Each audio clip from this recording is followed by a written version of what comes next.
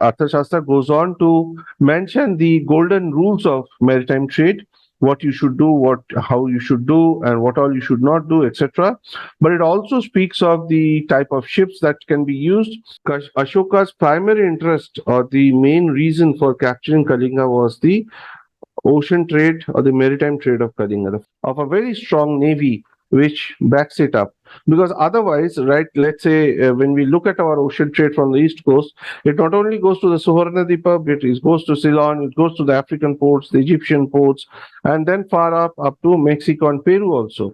We find two Greek scholars. One is Ptolemy, of course, and the other one is the Periplus, written by a Greek, seafarer. So, namaste and a very warm welcome to all here. It's with a lot of joy that I introduce to you our speaker for today, Sri Surya Sarathi Roy. Suryaji, who originally hails from Kolkata, is an Indian heritage conservationist, a heritage researcher, a supply chain and logistics professional, an explorer of Indology, an author, and a keen student of archaeology, all rolled in one. Suryaji, who is now based out of Delhi, graduated in supply chain logistics from Indian Institute of Social Welfare and Business Management, Kolkata, and the Indian Institute of Management, Bangalore. Apart from this, he also holds a master's degree in commerce from the Calcutta University. So, by profession, Suryaji is a supply chain logistics professional who has been in this field for the past 2 decades. He, being keenly interested in archaeology, took to independent research in Indic history. Suryaji's research spans across a variety of different areas and cultures of Bharat, and that includes the cultures and histories of the Marathas, Mewad, Odisha, Kurukshetra, the entire Braj Mandal, as well as Sri Jagannath culture. Suryaji also focuses on the enlistment of heritage sites as well as preservation of ancient manuscripts. He has quite a few titles to his credit: a life member and researcher with Intouch New Delhi headquarters, an associate member of ICOMOS, which is a UNESCO body for the preservation and conservation of archaeological sites globally, Director of Operations North India of IHAR, which is Indian History, Awareness and Research, a Houston-based NGO that engages in research and preservation of Indian heritage, as well as practice of Indian knowledge systems. It also provides scholarship to upcoming young researchers and students. Quite recently, the ICOMOS appointed Suryaji as a desk reviewer of the UNESCO panel for the World Heritage Sites in 2024. Being multifaceted, Suryaji is also an author as well as a speaker on multiple platforms, both offline and online. He has spoken on several podcasts that include Urban Pundits, the National Madrasi, the Abhijit Chavda podcast, Sattology, Sangam Talks, etc. Suryaji has also written several articles covering various aspects on all the topics mentioned above. Currently, he is in the process of authoring a book that is based exclusively on Kurukshetra. Last but definitely not the least, Suryaji is an ardent devotee of Bhagavan Sri Krishna, and this has led him to become an avid researcher on the Sri Jagannath culture for more than a decade, and thus be in close touch to the Atman of Bharat. Today, it's indeed an honor for us to have you on this platform, Suryaji. Thank you so much for joining us here. We are eagerly looking forward to your talk. The space is yours. Devi, over to you. Thank you so much. Suryaji, once the first half is actually for you for doing the presentation. And once you're done, let us know. We will open it up for questions. So the space is yours. Go ahead. Sure. So I'll quickly share my screen and, I'll show you, wanted to share something with the audience. So let me know once it is visible. So, when I was discussing about maritime trade and archaeology, manuscripts, coins, temples architecture, we actually subconsciously discuss about the cultural heritage of our country. And the term cultural heritage is actually not so widely used, apart from the fact that the Ministry of Culture exists for Government of India. So today, I will take a few slides, 2 or 3 slides only, to explain to the audience and to you people what exactly cultural heritage is all about.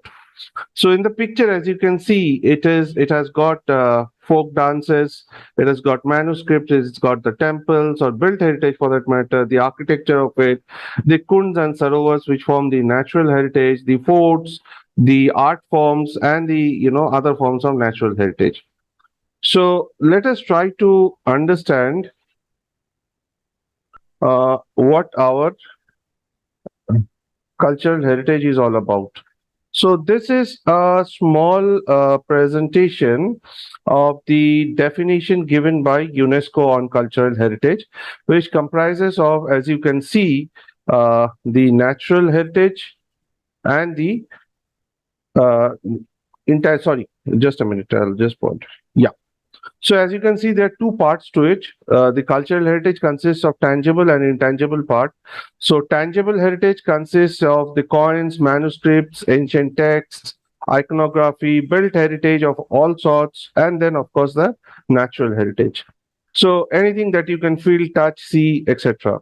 And the intangible heritage is folk dances, art forms, skill sets, traditional festivals, and a lot of other things. Oral traditions, expression, folklore, legends, ballads, they are all intangible heritage. So these are the two broad category heads, and this definition is as per UNESCO. So it will be very important for you people to understand what cultural heritage is all about.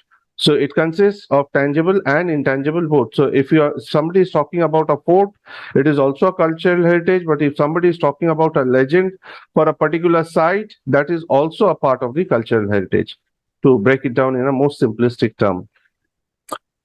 Now, the second part is what it actually comprises of. So as you can see, I was just trying to put some facets to it, the key ingredients. So one is the built heritage, which consists of the temples, forts, baulis, step wells, of anything which is built in nature. Then there is oceanography. Then there is archaeology or Indology for that matter. So when we say Indology, it means the form or the segment of archaeology which covers the Bharatiya aspect or the Bharatiya culture. That is called actually Indology. So people should know the difference between archaeology and Indology. So everything, when we say in archaeology, it doesn't mean that. So when we discuss about Indian archaeological excavations or any findings or any structural stuff, we actually refer to Indology. Similarly, if it is something related to Egypt, it is called Egyptology. Okay, so that's how the difference is. I'm trying to put it in a very, very simplistic term so that everybody can relate to it actually. Then there is the natural heritage part of it. So why I mention natural heritage here, because there are many sites across Bharat. Let's say we go to a temple, there is a kund or sarovar. So that is inside a built heritage, there is a natural heritage also. We go to Vraj, for example, there are numerous kunds and sarovars which are associated with the Krishna Lila. So these are all natural heritage. We see the Gangaji, Yamunaji, these are our natural heritage. We see Giri Govardhan, that is our natural heritage, okay? Then there is numismatics, which is the study of coins, and then we have iconography, the sculptures on the temples and various other built heritage that we see. We have epigraphy, which is study of manuscripts, inscriptions, which we find across Bharat, either embedded on a temple or a stone or any fort or anywhere. And then obviously the palm leaf manuscripts or any other manuscripts that we come across. Then history as a subject, which gives you the historiography of a region or a family or a place. And then of course one item which is very close to my heart is the scriptures and texts and what it actually leads to them. So when we discuss on the maritime history in details, we will understand what all details are coming in from the ancient texts and scriptures. Okay. And then finally, the custodians. Okay. So now I have tried to capture only a few which can be accommodated in a slide, but there are multiple bodies.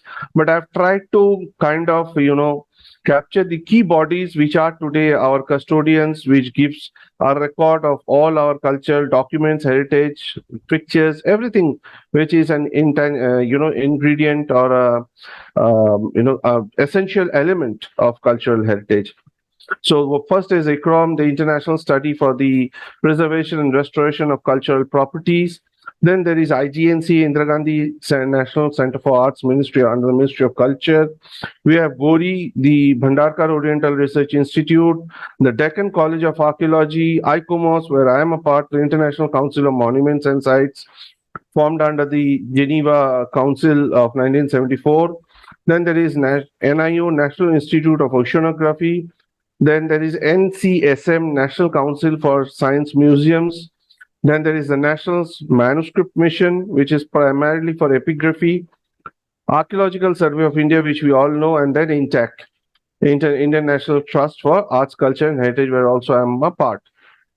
So these are a few bodies which I thought would be very helpful for the people to know. And many of these bodies, as on date, was unknown. I mean, known to the academicians, authors, scholars, researchers only.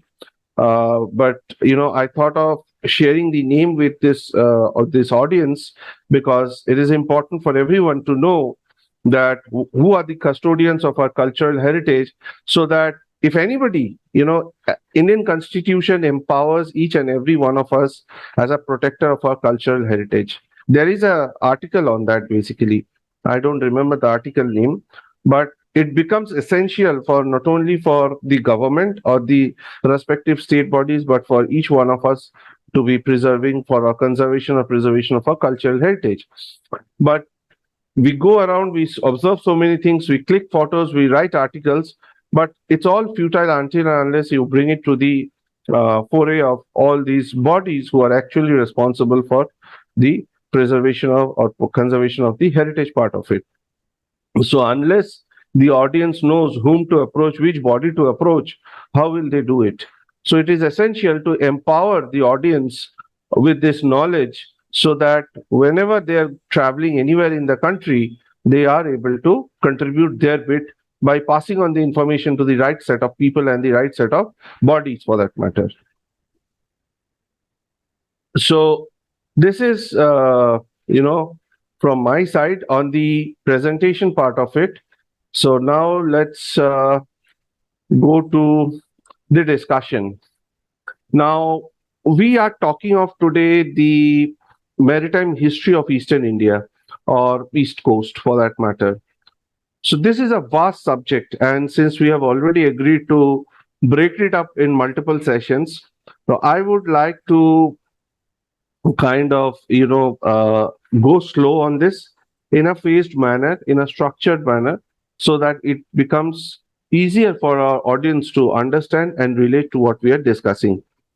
So, okay, so when we say of the East Coast, it is, primarily as per ancient scriptures and ancient, our Puranic tradition or Puranic Itihasa, that we primarily refer to the portion which is covered by Vanga, Anga, Kalinga, that segment that we are going to cover in the East Coast. So, first of all, which people should know, where does the name come? Or, we have come across these terms, Anga, Vanga, and Kalinga, in a lot of our Puranic Upanishads and, scriptures in the Vedic corpus, in the Upanishads, in the Vedas, or, whatever, all sorts of, or the Puranas particularly, all the 18 Mahapuranas. So, as per the Puranic traditions, the name Angavanga Kalinga comes from, we have heard of Bhakt Prahlad. So, Prahlad's son was Virochan, and Virochan's son was Raja Bali. So, Raja Bali, under the blessings of Maharshi Dirghatamas, was blessed with 5 sons. And these 5 sons were named as Anga, Vanga, Kalinga, Suhuma, and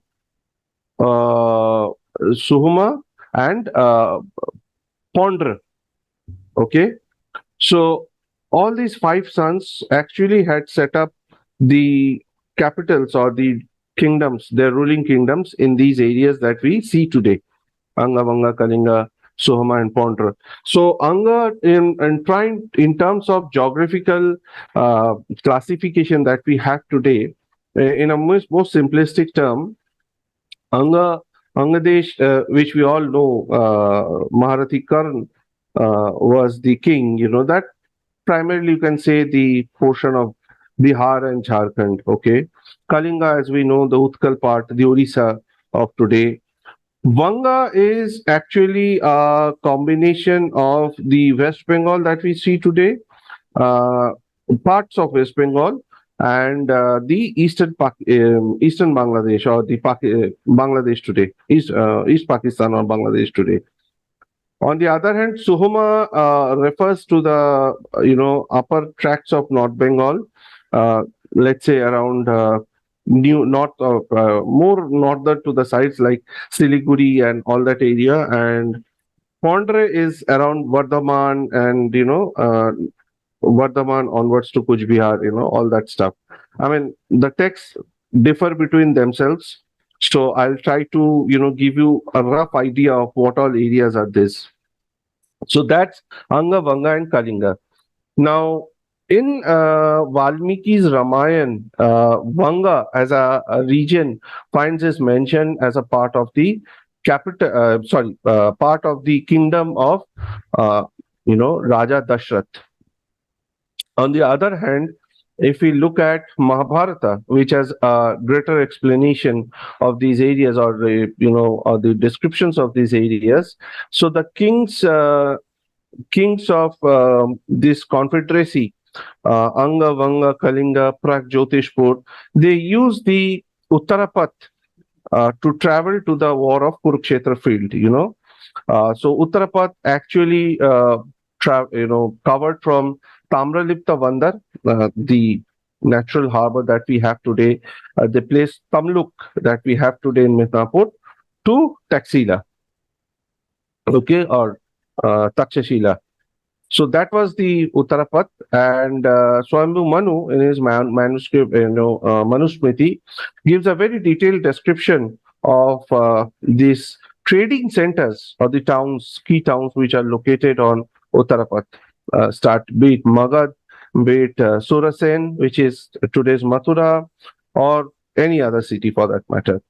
And why I'm discussing this even before we start discussing on the maritime trade is because this particular area, it acted as a large hinterland to all the sports which was there in the East Coast. Okay, it was a very large hinterland, and we all know that we had the multiple rivers in these regions coming in from the north, and these rivers were very extensively and effectively used as inland waterways. Okay, today we see the government of India trying to develop the inland waterways for commercial cargo as well as passenger traffic.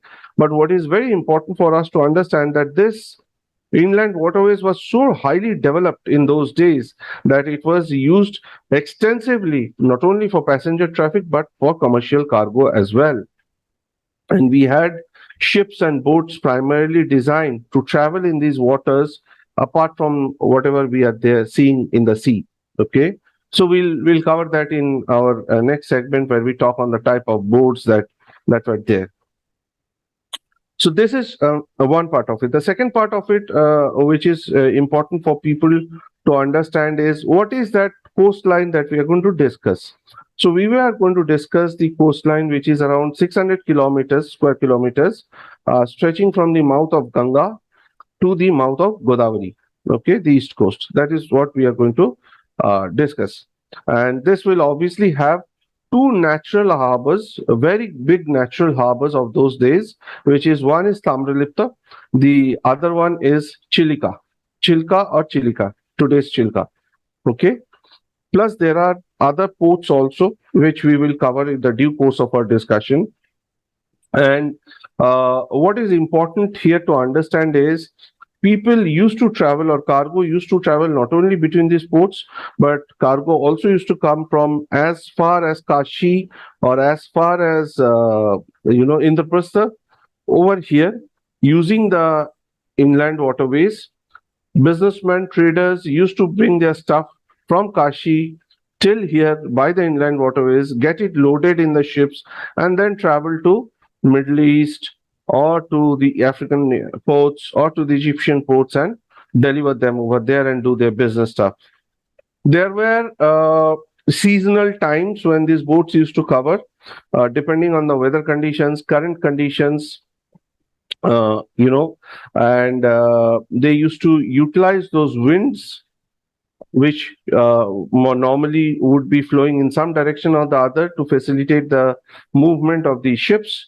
And accordingly, they used to plan their itinerary. So some part of the year would be purely traveling and reaching those places. Some parts of the year would be staying in those places to deliver their cargo, to do their business. And then some parts of the year would be coming back primarily before the onset of the monsoon in those regions, so that the ships don't encounter the extreme climatic conditions, the tornado or cyclonic effects of it.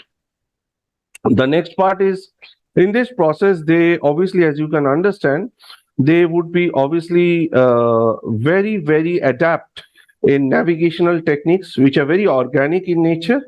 Obviously, they didn't have such advanced scientific instruments, but they relied on mostly on Mother Nature. And we do see the remnants of those techniques, natural techniques, I would say, even surviving today in smaller fragments in the coasts where the fishermen normally use them today. Then comes the timeline which we are going to cover. The timeline typically starts from 7th century BCE, and we will cover up to till the British comes in, and this will be obviously 18th century primarily, when the British and Portuguese, Dutch, Spaniards, they all come in. And we will also cover in this discussion, since we will be discussing on the East Coast, on the pirates. This is something not very spoken up in detail, and it is important for our audience to know what piracy was all about. We see the Somalian pirates today, but ladies and gentlemen, let me tell you, they are nothing to the ferocity or to the barbarism that were inflicted on these seafarers or even to common people, starting for blatant murders, genocides, or slave trades, which was practiced by these pirates. And who were these pirates? Where they used to come from? What was the area of domination of these people? We will, also discuss. And most importantly, we will also discuss how they got integrated into the monarchies of some of the Eastern dynasties, and they were being utilized. Their naval power, their naval power was utilized in fighting the Mughal forces, or even in fighting amongst themselves.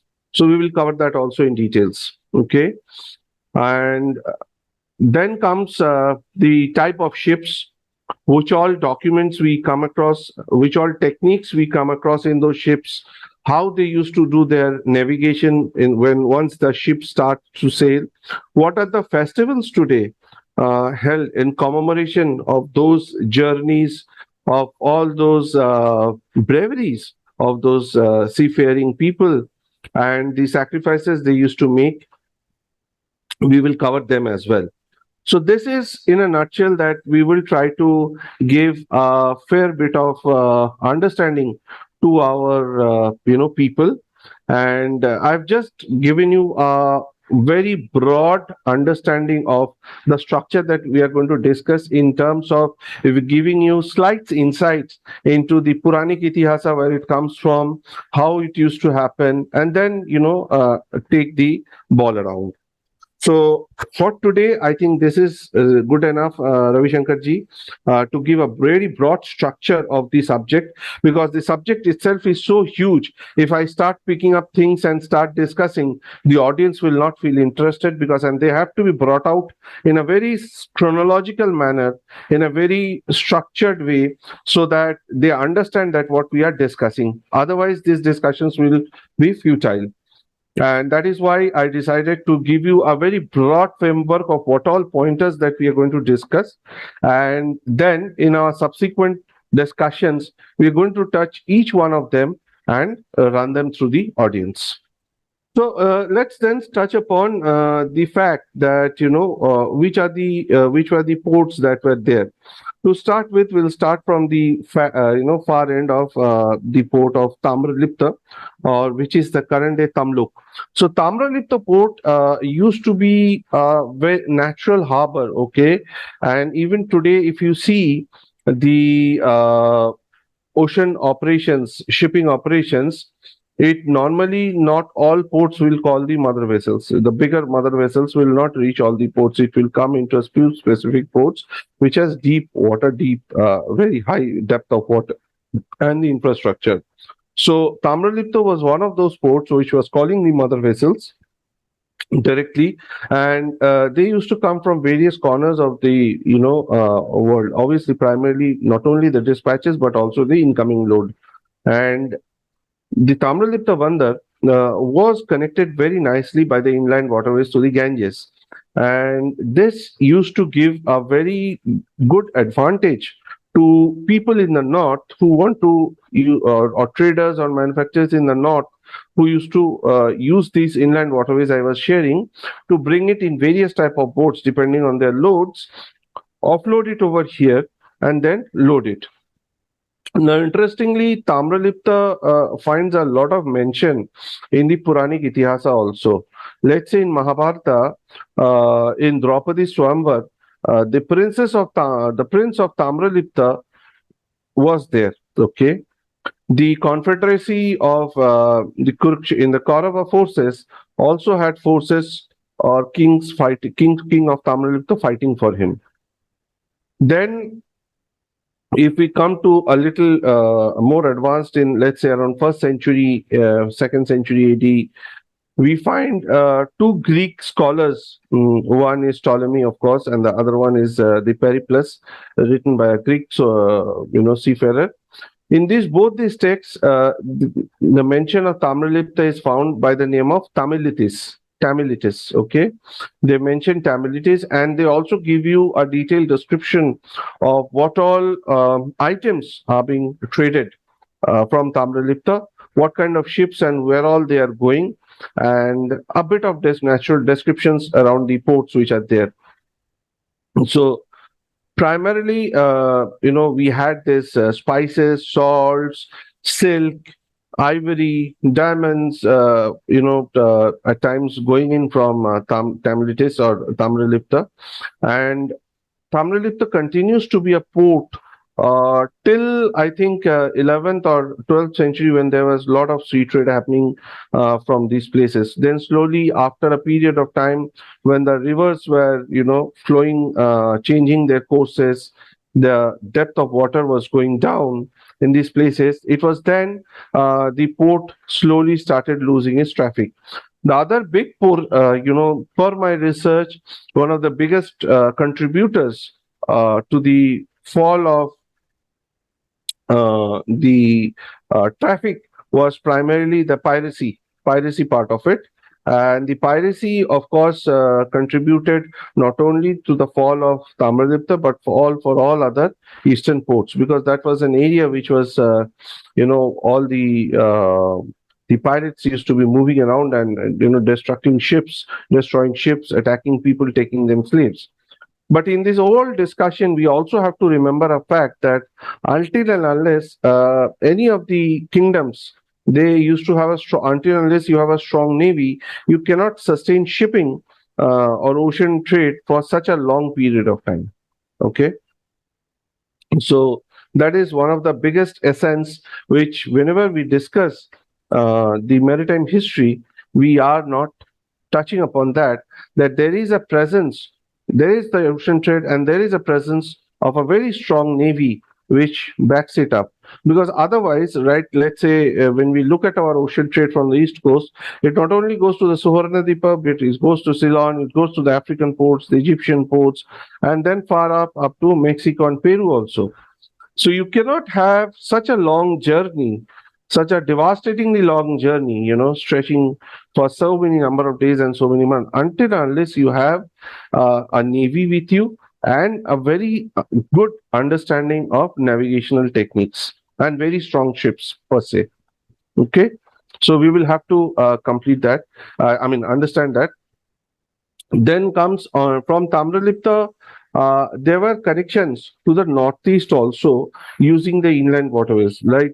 For particularly up to Guwahati, where you have the rivers connecting to the North Bengal, and then of course down south when you come across Kalinga and you come towards the mouth of Godavari, and so all these rivers were connected by channels for the tributaries and sub-tributaries, and these were very effectively utilized by the people to move for the movement of cargo, not just passenger traffic, but for the movement of cargo. And each of these rivers had their, I would say, their presence in some of the specific region where the cargo traffic from that particular region used to come through that area. So, and it was not only the cargo traffic, but also the rich people. The yachts or the bajras that we see today, used for luxury purpose. Those bajras also used to ferry a lot of passenger traffic, and then people, the richer classes, used to have their own specific bajras. And there are a lot of literary evidences, or literary mentions where we see people from the mouth of Ganges traveling up to the point of Kashi, in these bajras for their own purpose or for any other reason, or even for pilgrimages. So what is important here? So we see the usage of inland waterways not only for commercial traffic, but also for passenger traffic and also for tirthas. For tirthas, if you look at the literary, evidences of those periods, we will see that the tirthas, people used to move to tirthas as far as Kurukshetra also, or to Braj, where Yamuna was flowing, using these inland waterways. And today we see the government of India trying to build these inland waterways even for the purpose of religious traffic, or for that matter for Tirth Yatra. So what we are doing today was actually very highly established in those times and very effectively used. These are according to the questions which I have noted down. We have seen during maritime trade, there have been wars fought. So, of the battles and the wars, which were the most prominent ones, and why were they fought? Where was it for products, or was it for something else, or for assimilating places, or because they wanted to conquer ports? So, could you describe something about that? See, as far as the eastern coast of India is concerned, wars were fought primarily for two reasons. One was to suppress the rebellions of the zamindars or the local kings who were not willing to submit to the Mughals or to the central leadership, I would say.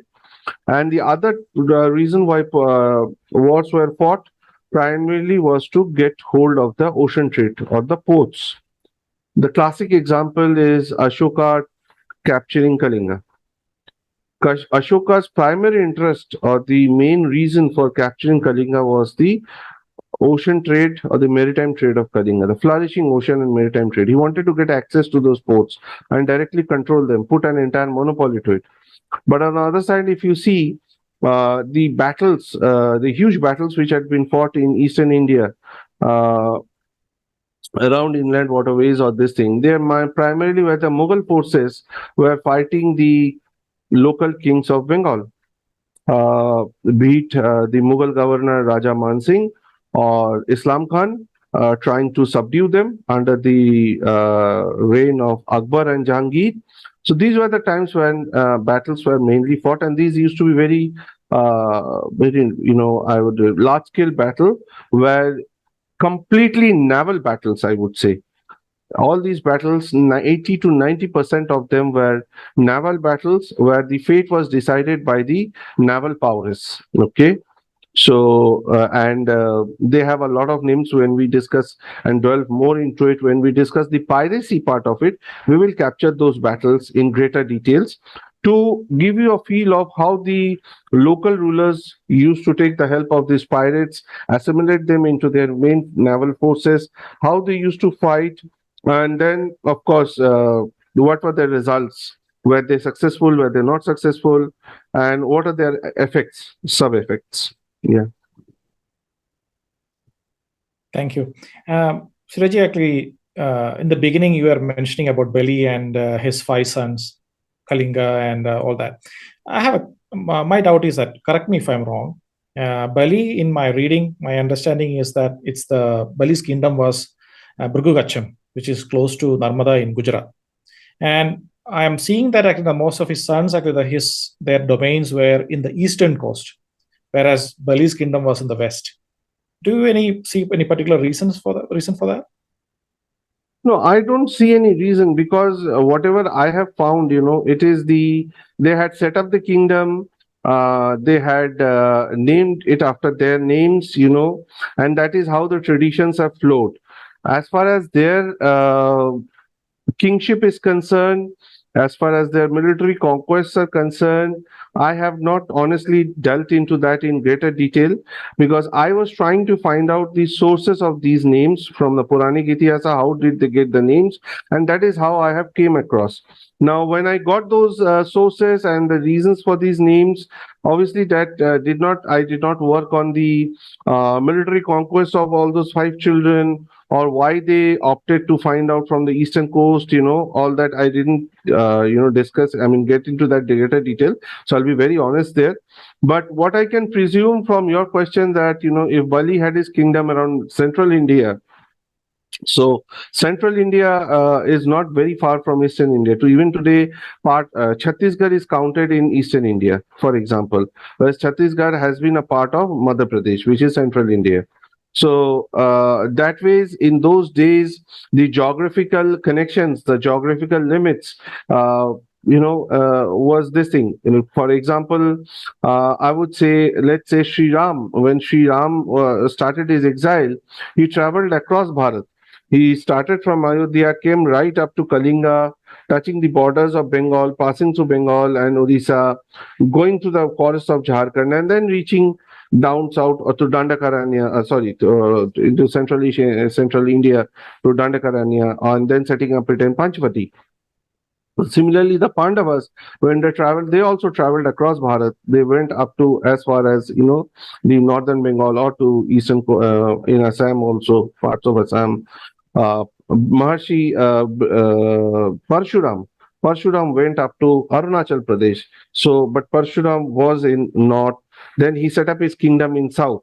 So, if Parshuram can go for his abolition of his sins in Arunachal Pradesh, and then set up Kerala down south, then I think it was a pretty prevalent practice of stretching your boundaries and stretching your kingship to newer areas, and then operating out from there. So from that angle, honestly, if you ask me, Ravi Shankarji, it didn't surprise me that setting here in south, why his son set up in east, because I have seen people actually traversing. Sri Ram has shown it, the Pandavas has shown it, Maharishi Parshuram had shown it. So why not them? So that's my thought process. This is purely, again, my personal opinion by studying the scriptures and whatever I have come across. Obviously, the audience can, may agree or may not agree, which is fine. Absolutely. One more question. Our text, probably the oldest text, or when we read about ships, will be with the Manu, where Manu was taking all the things, like the story very similar to Noah's Ark. Manu also was actually taking all the animals and everything with the ship and all that. Probably is the one which I can remember from our text, that a ship was used. Do you find any references in our Puranas or Itihasas or something where a mention of ship and the usage of them was there? Yeah, I will discuss in the next this thing. I will probably do a PowerPoint presentation to show you what all ships, which all literary texts are there, which gives it. But let me give you a very classic example, that what is the kind of importance associated with these ships is Kautilya's Arthashastra, okay, which is in the more recent times, So Kautilya's Arthashastra, apart from giving you or imparting knowledge on all segments, it speaks of at a very detailed length, in a very detailed length for ocean trade. It speaks of appointment of a central officer who is going to manage and monitor by the name of Navadaksha. And this person would be responsible for framing the policies, strategies for maritime trade in the Mauryan kingdom, and also answerable for its results, good, bad, ugly, whatever it is. The Navadaksha, to me, if you really ask me today, is no less than a transport minister who actually takes a central focal point.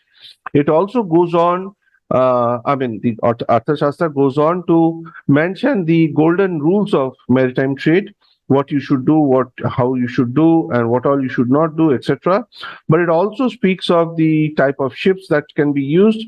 It also speaks of the the ways the shipping operation should be should be managed. When I say way, it means that, let me give you a quick example. In today's world, you have the various shipping companies. When I say shipping companies, people who own the ships, right?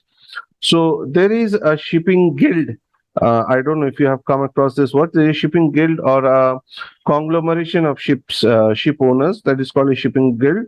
And he also speaks of shipping guild of those times, that ship owners basically who should be in a consortium management, and also defining or helping the Navadaksha to kind of frame the policies for the maritime trade. So this is just one example. Then there are other examples in the later to Kautilya's Arthashastra, or even to earlier to that also. Okay. I think I'll ask a simple question. Probably agree with Teji says actually she has one more too. We are discussing about the maritime history of the East Coast, but out of my curiosity, who are the pioneers of maritime in the Indian subcontinent? See, maritime, if I correctly understand, maritime history, although we are discussing about East Coast, but maritime operations were there in the Southern Peninsula also, in the Western Peninsula also. And from the very earliest time, not only 7th century BC, of course, the evidences, literary evidences, archaeological evidences come out from 7th century BC, but if we really start looking at it, which we will discuss that when we discuss about the operations of ASI or the National Institute of Oceanography, we actually see that ports from Harappa, Mohenjo-daro, not Mohenjo-daro, but particularly Harappa, the Lothal in the Ran of Kutch area, which are very old, okay, Dwarka for that matter. Dwarka itself is 5,000, 6,000 years old, and the recent news that I saw, it gives this dating to 9,000 years. And Dwarka was a major port city. Similarly, Lothal. So, easily we can see 7th century BC, 8th century BC, it was operational not only in the East Coast, but in the Western Coast also, and also in the Southern Coast also. So it's it's a primordial operation, I would say, which was there in place. And the timelines, obviously, to me, if you can see, 7th century BC is one that I can obviously confirm you. But if today, Archaeological Survey of India or the NIO Goa or the respective state archaeology, they decide to start excavations in the right places with the right gadgets and apparatus, I think it can be further pushed back to 10th or 11th century BC. I won't be surprised for that matter. Because you see, the usage of inland waterways finds mention in Ramayana also, right?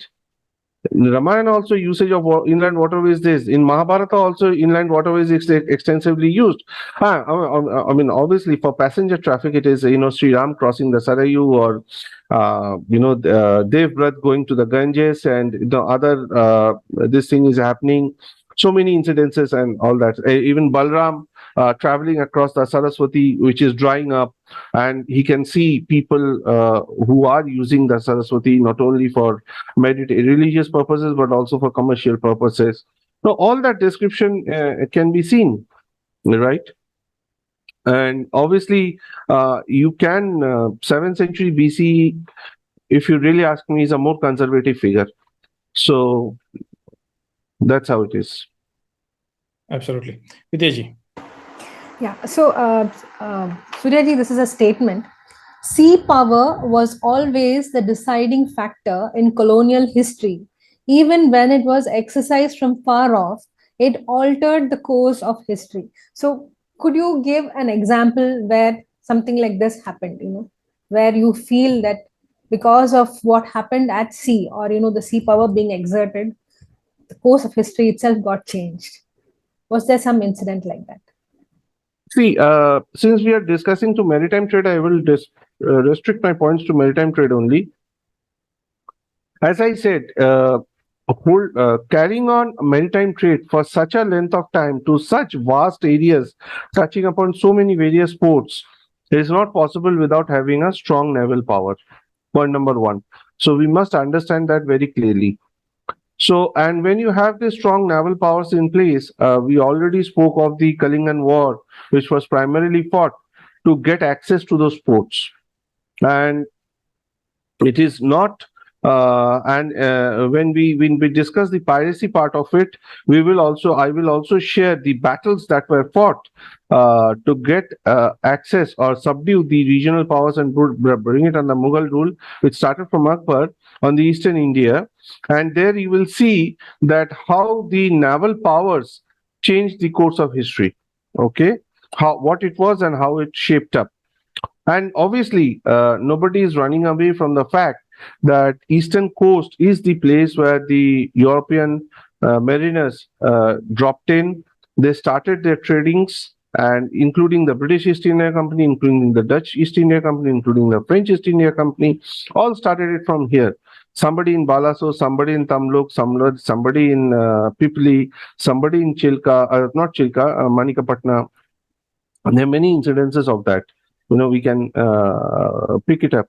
So I would say Vidyaji is not only the military part of it which undergone changes, but also the socio-economic activities took a much larger effect over a much longer spread of time to bring in the impacts of these kind of movements. Right. Thank Okay. you, Suryaji. So I think we can proceed and then come back to it later. Yeah. I mean, this part actually requires a lot of discussion. That is why I said that I will spend one full episode on this part of the wars that were fought to give you a detailed insight. Because these wars one of the effects of these wars was the spread of Islam, in the eastern coast, actually. So that also needs to be discussed a bit. Absolutely, yeah. Any other questions? Yeah, I have one more question. This Yes, is please. to do with, for example, we were talking about the different ports. So, what were the most prominent? That I'll just read this out to you. The most prominent artifacts which were suggestive of ancient maritime activities. Like even if it's just one per port, it is fine, so that you know that from the person's visited a particular port by a specific artifact. It could be anything. It could be like vessels, or it could be some kind of idol, anything like that.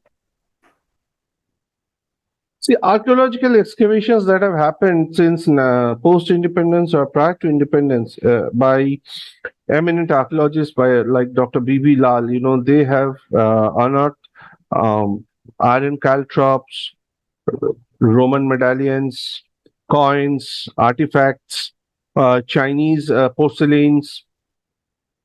You have silk, you have potteries, which dates back to many other areas of the Arabs or the Egyptian ports.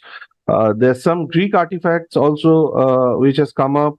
So, these are the largely what has come out.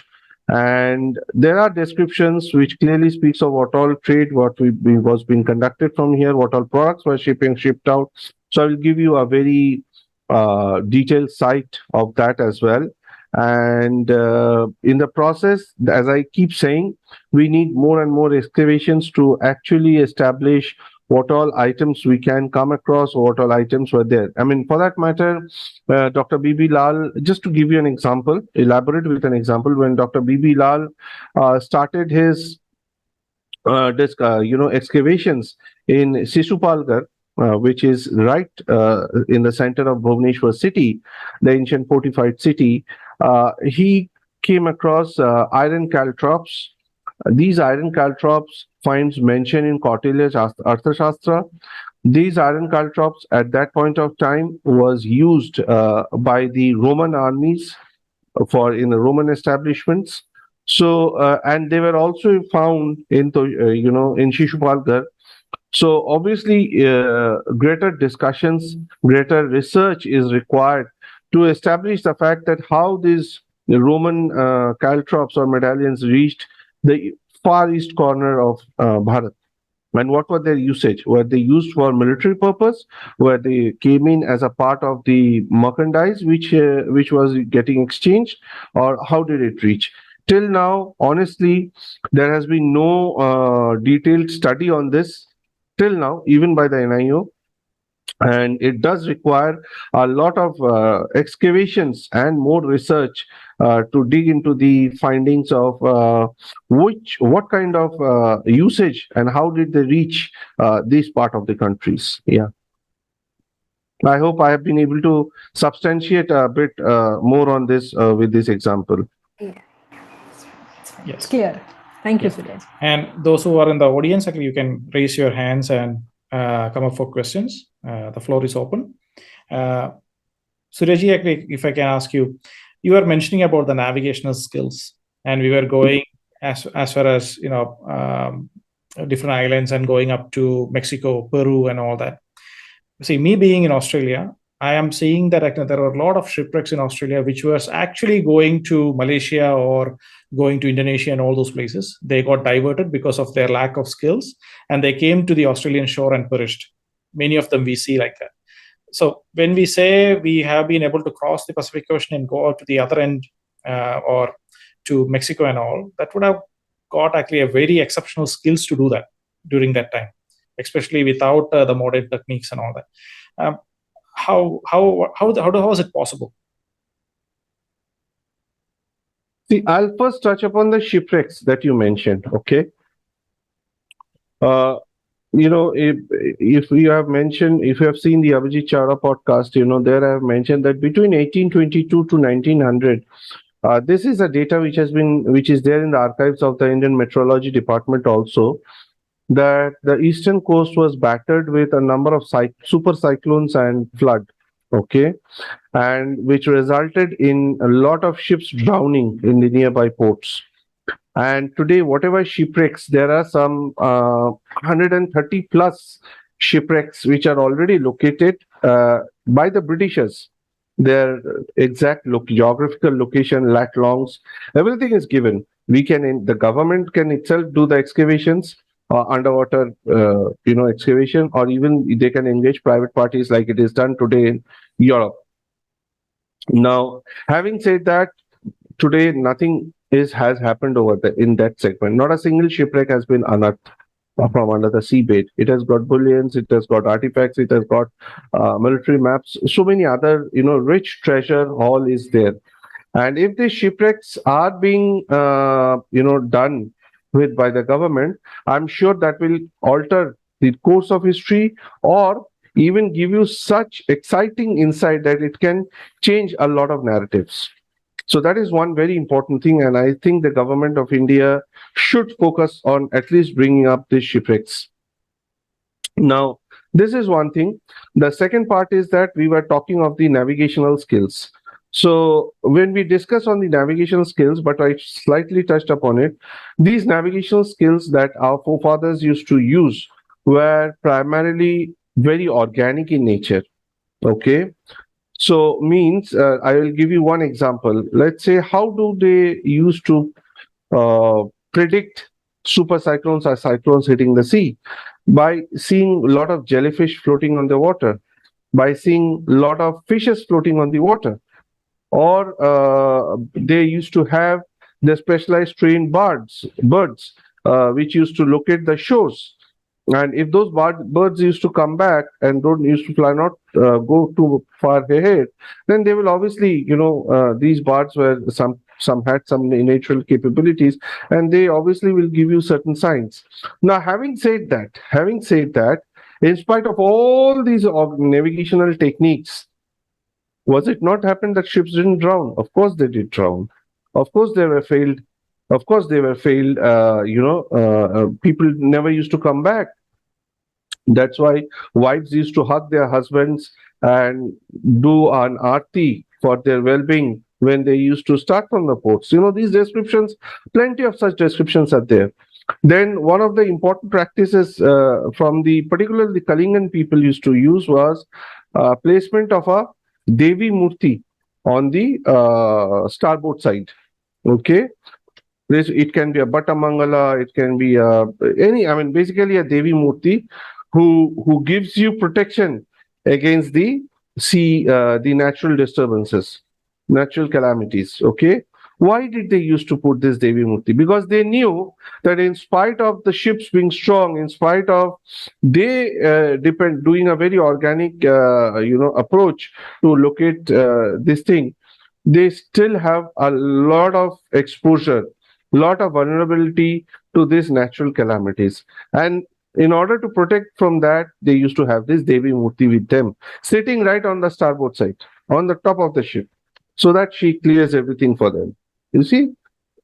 So obviously they did not have that kind of technique at that point of time. By putting a geo satellite, we know that okay, we see the satellite pictures that a storm is approaching at least 15 days ahead or 1 month ahead.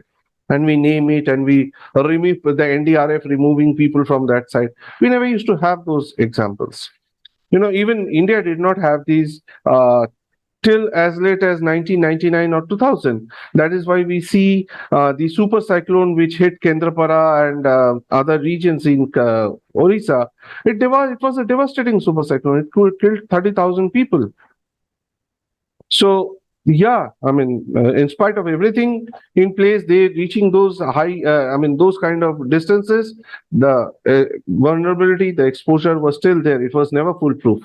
So if we think that since our reach was to Mexico, Peru, or even the Egyptian ports or the European ports, the Roman empires or the Greeks, it was absolutely good. No, it used to happen. Ships used to drown due to natural calamities, and that is why the Devi Murti is there, which itself speaks of this very basic fact that there were exposures and vulnerability which these people, our forefathers, were not able to conquer, and they relied on the divine presence. Absolutely. We have an audience. Sunil is here to ask a question. Sunil, go ahead. Thank you, sir, and thank you, Satyamev Rahim, for allowing me. My questions were basically, sir, the first question was, when did the idea of caste pollution take hold in India? Because we have all of these instances of so many naval voyages, and then this strange stricture of caste pollution comes into play. The second question was, I have mostly heard evidence that the scripts of Southeast Asia were mostly influenced by the Tamil lands. So I asked an epigraphist and an expert as to the contribution of Kalinga. So he said, yes, there is some degree of Kalingan also influence there. I wanted your perspective. And the third was when I spoke with Venkatesh Ranganji, he mentioned that the fleet of Zhang He, the famous Chinese navigator, is exaggerated by both Western and European sources. So did the Indian naval fleet, whatever the Cholas and other kings, did they have, as in huge naval fleets and big ships? Do we have any evidence of that? So that's it. Thank you. What is the first pollution you said? I couldn't get that. Caste pollution, as in if you cross the seas, you lose your caste and whatever, like we hear of in the biographies of, say, Gandhi, Savarkar, coming down to the 19th century or the 20th century, due to so many invasions of India, we have this notion of that you will lose your caste if you, or it is Okay. if you cross No, the sea. fortunately, no. So first of all, there was no such evidence found. At least I have not come across where caste pollution and people will lose their caste. Never it happened. Rather, we will, when we discuss in the next episode, rather people used to be held in very high esteem. If people can be given a Parambit Chakra, these seafarers were, eligible for Parambit Chakra.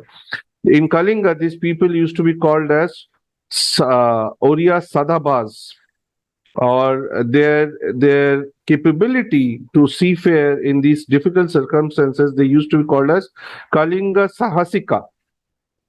These two terms primarily portray and establish the fact, the kind of respect and honor the seafarers used to have or enjoy. Okay, so that itself puts it to rest that people would lose their caste.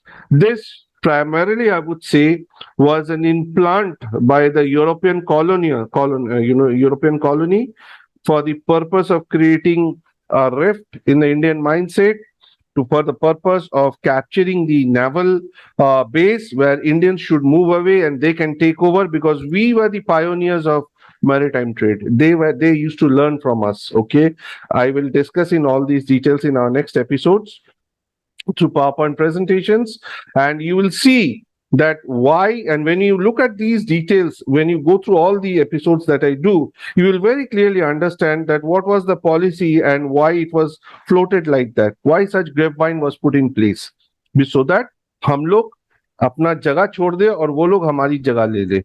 It is as simple as that. You tell me, sir, in the 2nd century, 1st century, or even in the 10th century, 11th century, when we had the knowledge of the ships, when we had our people being decorated for their adventurous skills, for their extreme strength of going out into the seas, and they being honored with titles, then why should we degrade it to this level without any reason? The caste system in India itself was a product of the European, the colonials. So why not this? And there is a strategy behind this. Please understand, we were naval powers till 16th, 17th century. In 1599, the Portuguese comes into the East Coast, followed by the British, the Dutch, the Spaniards. And that is when these kind of stuff starts getting into our Indian foray, because they have to capture them. And the kind of mayhem that these European colonial merchants used to do and they used to indulge in, I will tell you in details in the next episode. So you'll understand from where this come from and why it was so nicely inserted into our culture. Okay, I hope I'm clear in this. Please, if you can just confirm me. Yeah. Yes, understood. My second question was Kalinga input in the linguistic scripts of Southeast Asia.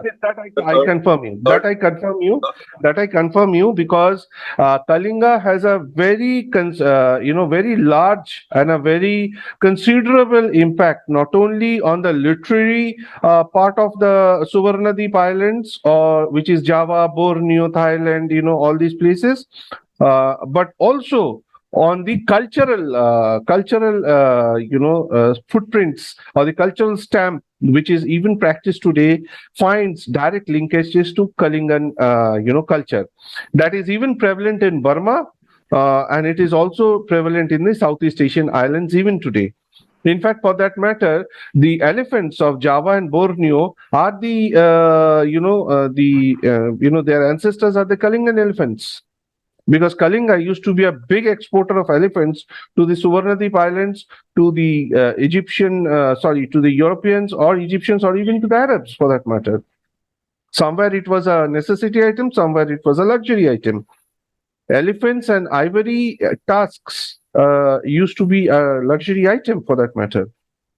And Kalinga elephants were very well known right from the Puranic Itihasa times. So I confirm on that. And by the way, Venkatesh Ranganan is my friend also. So yeah, I know from where he's coming from.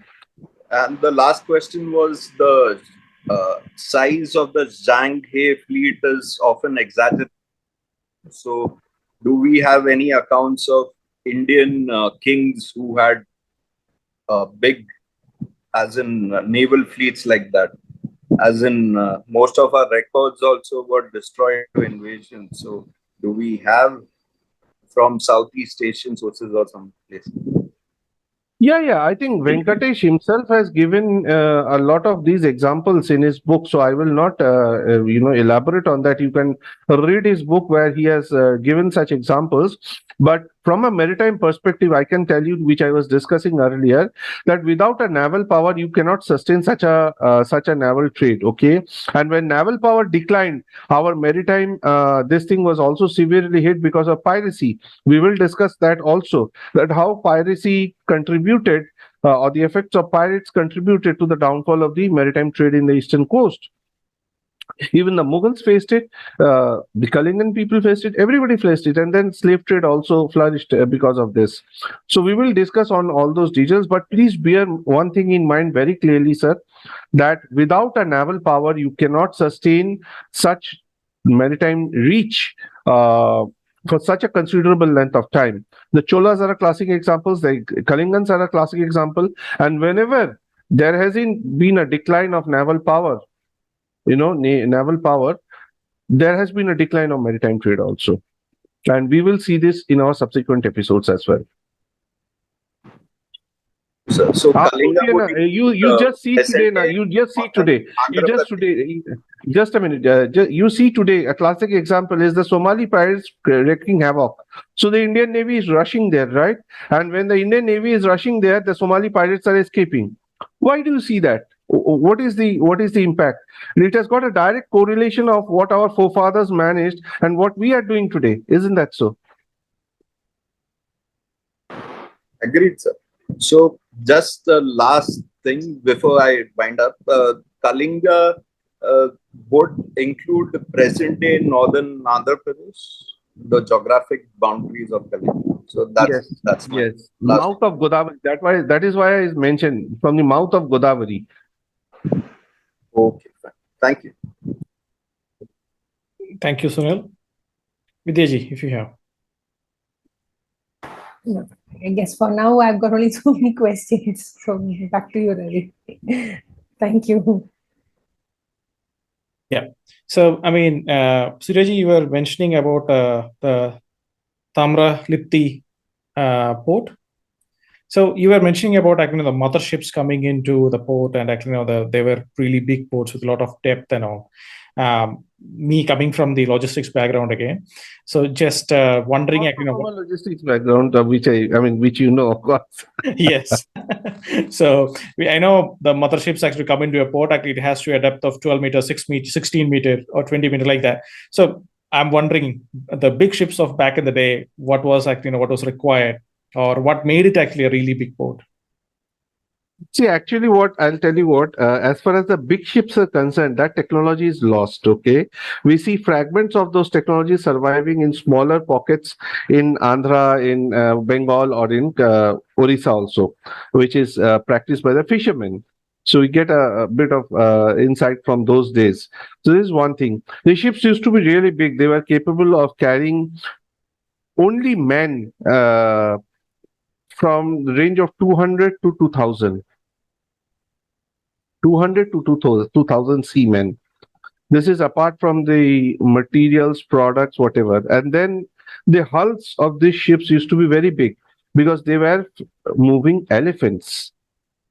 These pachyderms had to be transported by the feeder vessels to the mother vessels, and the mother vessels used to carry them.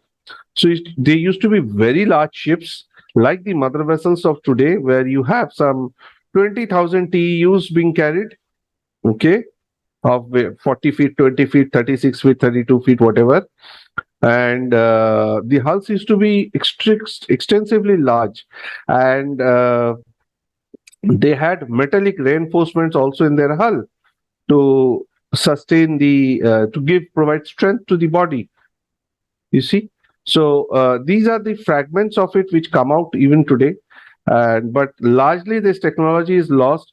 So it is very difficult to comment that 12 meters, 6 meters, 20 meters. I won't go to the say. Of course, these are data of today, but it is completely lost. So it is very difficult to comment actually on those lines. Okay, Vidyaji, you mentioned that you have one. Yeah, actually, listening to your question, this is just a personal question, Suryaji. How is that, being in the, area, being in the field of logistics and supply chain, what made you take interest in archaeology, in heritage? What was that trigger point that got you to? Yeah. So that's a very And common question I come across. So I'll tell you, I come from a family of historians. Okay, I'll give you the name. One of my grand uncles, Dr. Pratul Gupta, who is also a government awardee. He was one of the first historians post India in the independent India to relook and rewrite the Maratha history around the Third Battle of Panipat. My own auntie, Dr. Ruby Roy, late Dr. Ruby Roy, she was also a professor of Islamic history from JNU.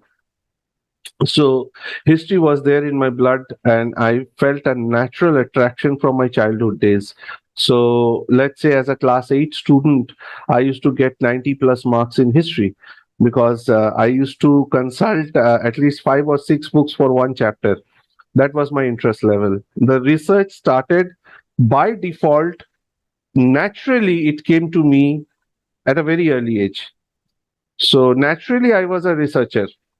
For a class 8 student who is 13 or 14 years old, just for one chapter on Ashoka, he's reading through whatever books are there in the school library to incorporate more points into his notes. So research came to me automatically by birth, I would say.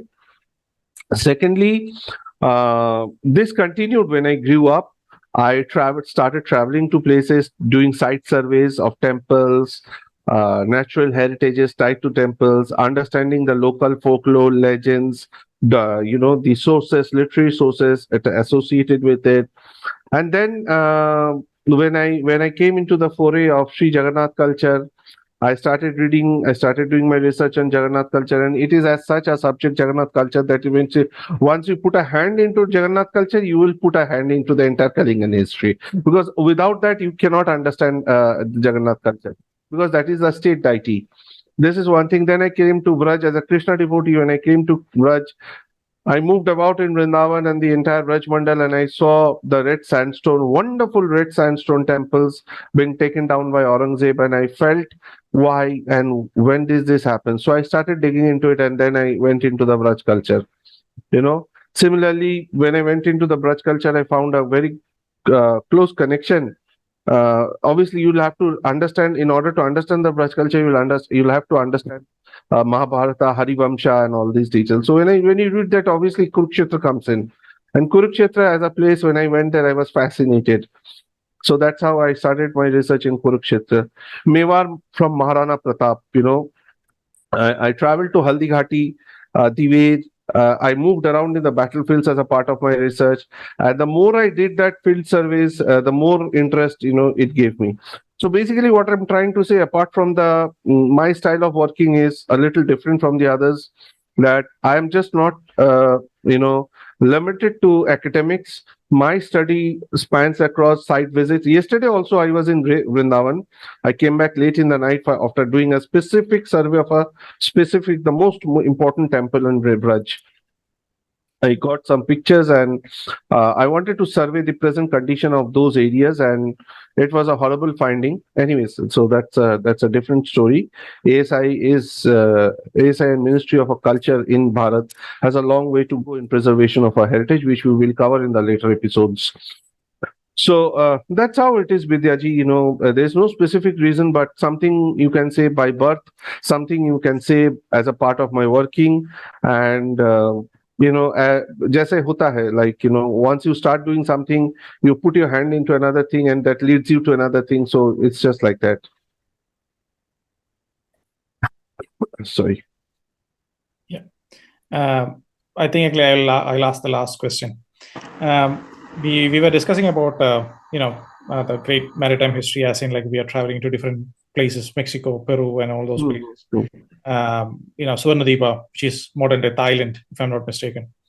So the question, and see, something has fascinated me is in the last program that I did with Subhash Kakji. I had asked him actually how we came across actually all these islands, because we are in Jambudweepa and Australia is Kraunjadweepa, and we have placed all these continents. Names are there in our scriptures. And he had given me an answer on that. So my question on this is there corroborative history from the other side of the world where we have traded about Bharat or the East Coast, and corroborating history from the other side also? Have you found any?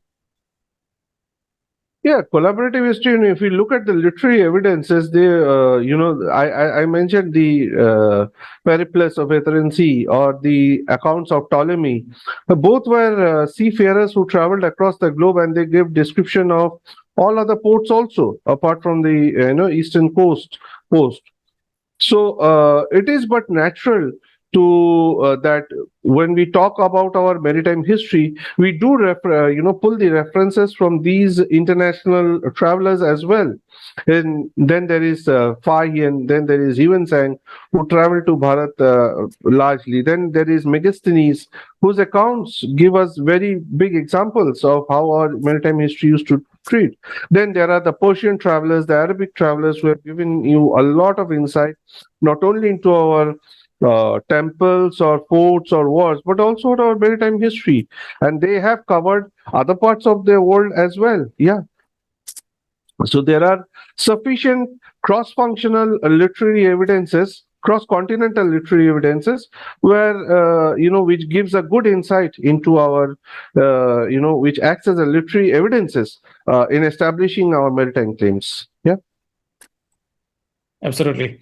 And I'm very much, we'll wind up at this point, and we are very much actually looking forward to the next segment of this maritime history part, where it talks about ships and everything, which is actually a fascination of mine.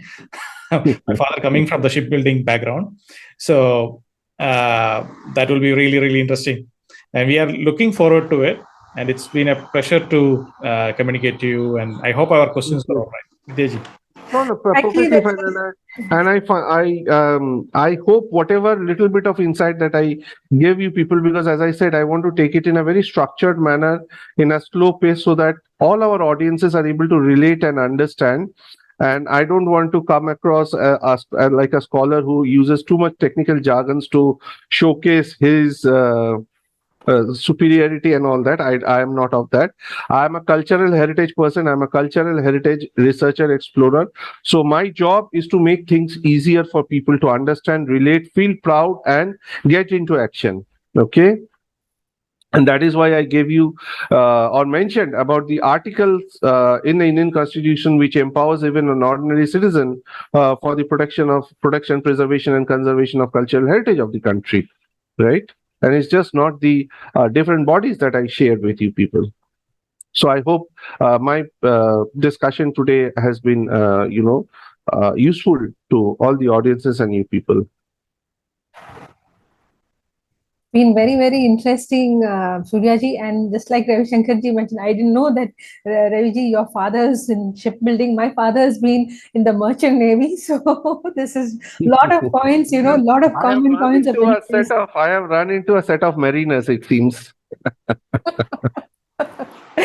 So it's very, very interesting for us to hear, and we are really looking forward to the following episodes where we'll be getting to know about, the different technologies that were employed for this. So thank you so much. It's been an excellent opening for the forthcoming sessions. Absolutely. Thank you. And I believe actually the audience also enjoyed it because it was all done in actually very simpler terms. Everybody could understand and as succinct as possible. Excellent. So thank you, Suryaji. We will meet again for the next episode. Thank you. Wish you all. Thank you. Thank you. Thank you.